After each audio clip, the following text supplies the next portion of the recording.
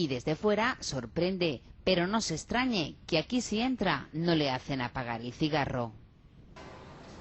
Como si fuera nueva, los engranajes de esta máquina embotelladora de más de 60 años funcionaban hoy a la perfección para la reapertura de la antigua fábrica de Moritz, hoy elevada a la categoría de templo gastronómico. Una buena noticia para el paladar y para el empleo. La Moritz es una empresa que actualmente está dando empleo a 300 personas. Nosotros somos de los que creemos que incluso en los peores momentos hay oportunidades para hacer bien las cosas. Un día tan importante había que celebrarlo con un sabor único, como el de su cerveza. El lúpulo en sí es una flor que tradicionalmente se utilizaba en flor, infusionado en la propia cerveza. Nosotros hemos querido recuperar el uso de la flor del lúpulo a la hora de hacer la infusión que le da el aroma a la cerveza Moritz.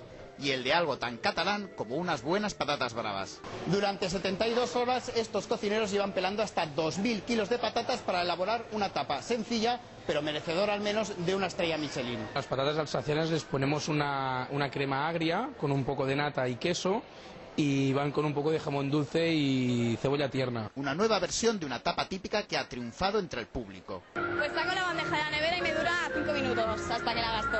La tapa de hoy muy bien. Venimos aquí ya que no tenemos dinero, no tenemos trabajo, a pasar una mañanita. No es de gratis, he pagado 50 céntimos. En todo caso, una cantidad simbólica con un fin solidario, porque todo lo recaudado será donado al Banco de Alimentos. La crisis impone la austeridad en las empresas que esta Navidad gastarán un 5% menos en comida.